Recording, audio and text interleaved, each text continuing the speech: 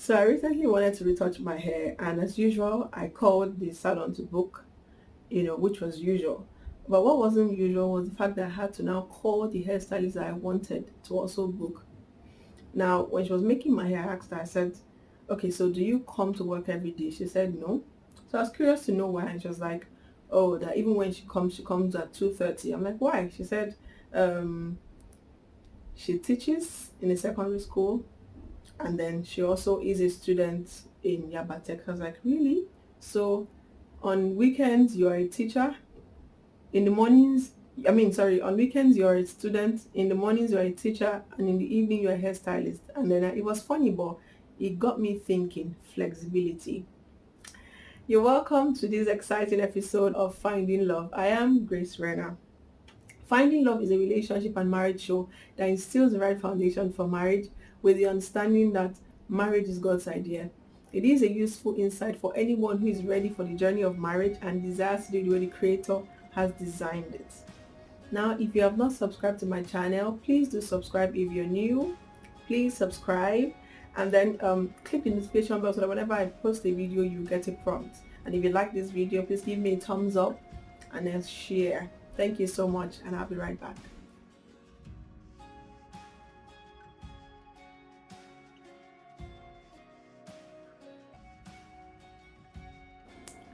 You're welcome back, guys. Okay, so last week we started talking about, lessons from the book of Ruth. There's lessons from Ruth and Boaz. Now, and I gave it a subtitle, character traits to look out for in a life partner. And not last week we talked about, unconditional love and value for relationships. Today we'll be talking about flexibility. Someone who is flexible. Flexibility. That's why I shared the little story I shared. Now, life happens. Sometimes we make plans and then things do not go the way we have planned. Now, the ability to be flexible, to, look at things and say, yeah, so this was what I wanted, but it's not going this way. Let me try something else. Or the ability to be able to change your plans or to be able to just go with the flow is extremely important. So for example, you might have studied a course for 6 years and then maybe gotten a job that is related to that course. And then for some reason, as a single man, you have been able to fend for yourself with whatever salary you were getting. Now you're looking at another thing, getting married and having children. Now, the moment you get married, the money that you're making from that is no longer enough. Now, flexibility involves you being able, to say, okay, you know what, let me add to what I am doing, or even maybe let me leave what I'm doing and pursue something else that might be more financially rewarding, considering that, oh, now I have to look after my wife and my children. It could also even mean you relocating to somewhere else where the grass is greener. Could even mean, learning new things, going to take another degree so that you can accommodate, some form of increase, maybe some raise in your salary or something. But flexibility involves you being able to just look around and say, you know what, this thing isn't working, or this thing is, I need more of this, or there's a need here, and let me just, fulfill this particular need, or, provide for this particular need. Now, let me talk about Ruth and Boaz.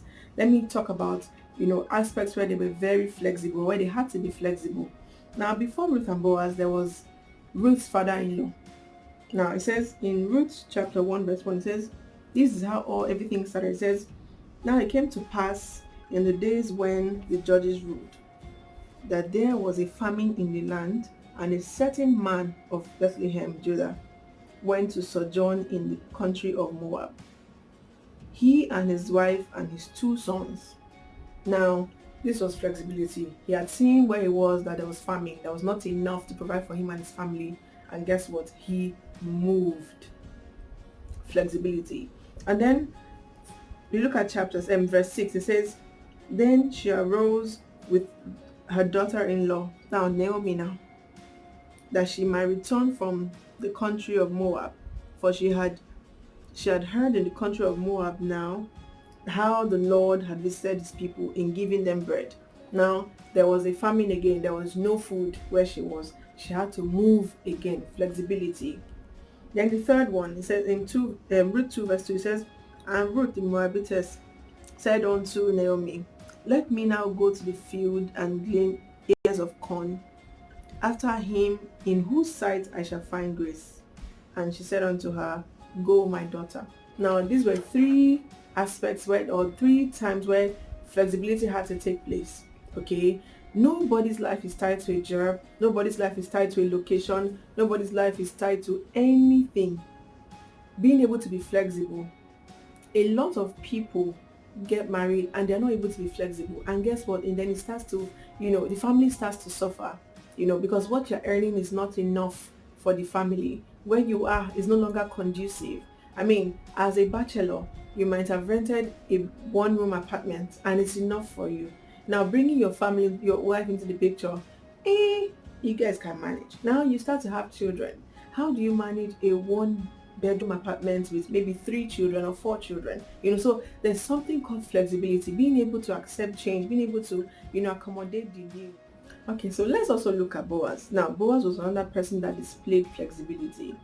Now when Ruth, if you read the story of Ruth further down, you see that when Ruth went to him, covered herself with his cloth, indicating that she was interested in him, he told her, he said, oh, there's somebody else that is, supposed to marry you before I can even come into the picture. Let me first approach him. If he says no, and we'll look at it from there.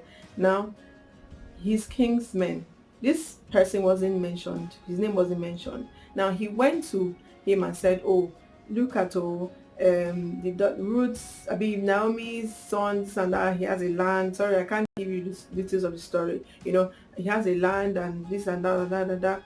That one said, okay, yes, I'm interested in buying. And I said, so if you buy the land, you have to marry Ruth.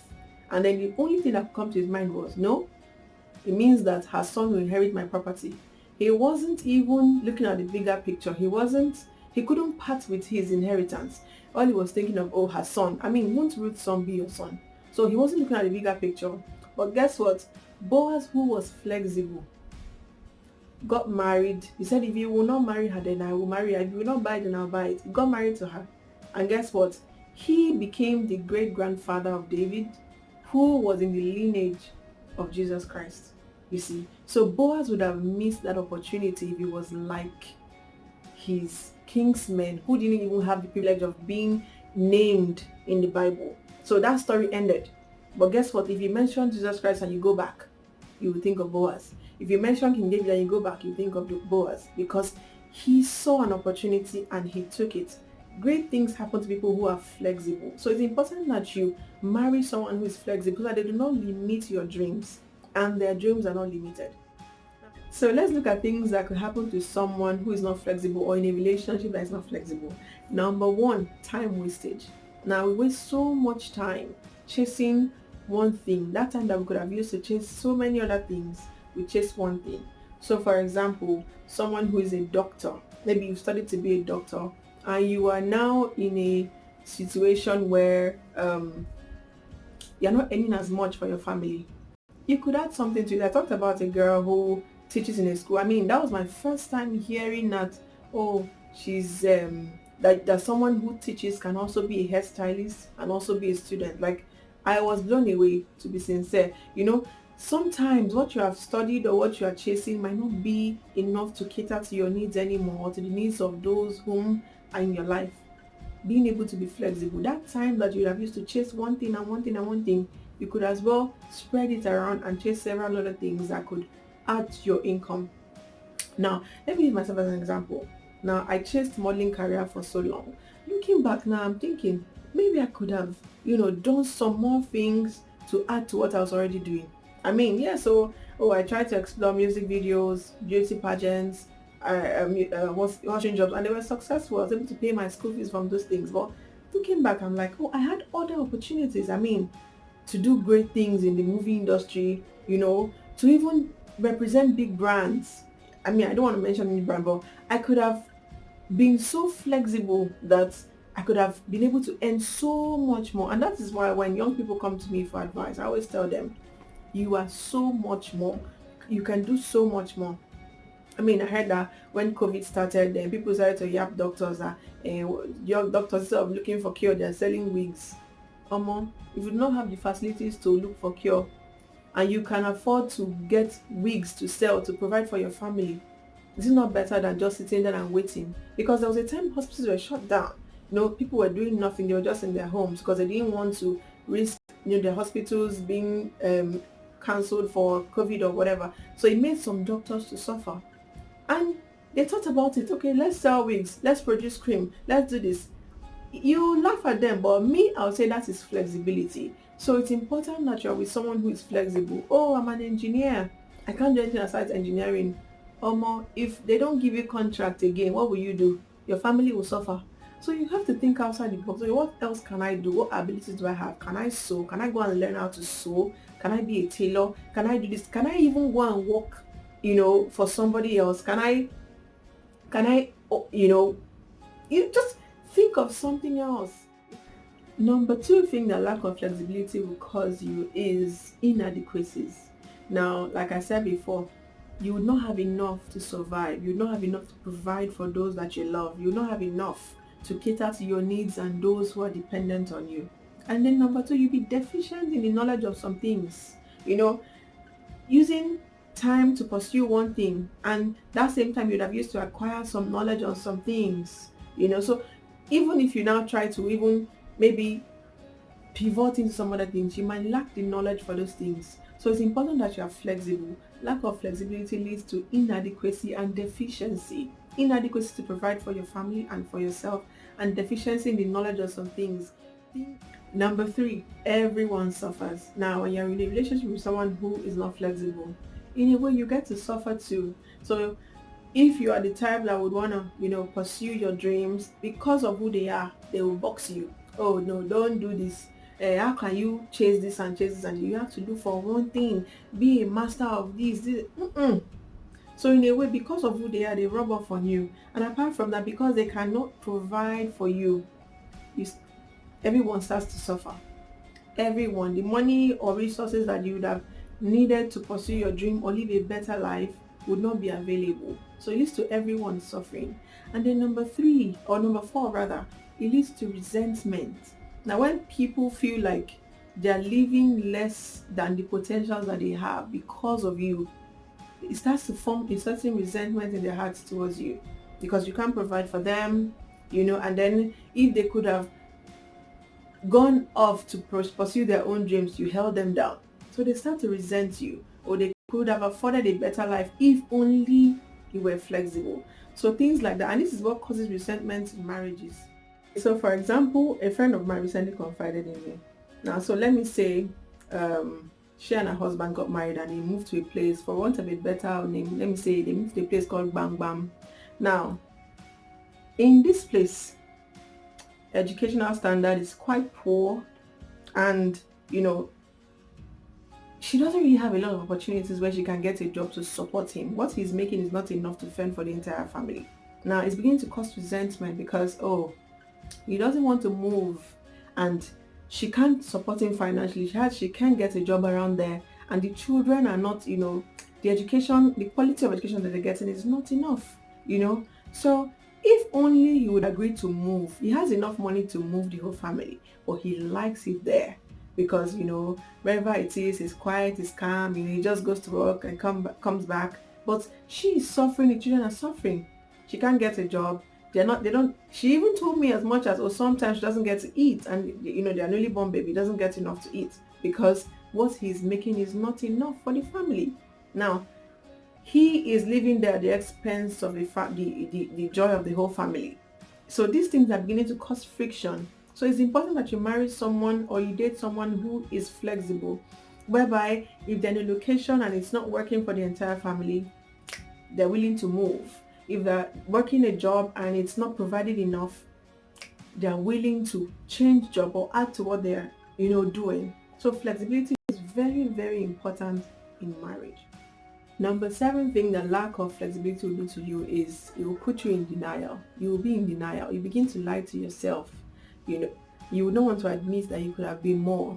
Instead, you start to accuse other people of being fraudulent, or chasing immoral means of making money or things like that, you start to become judgmental of other people's means of making money or other people's achievement, because when you had opportunities, you did not chase them, you did not follow them. And then lastly, it'll make you to dwell on past glories.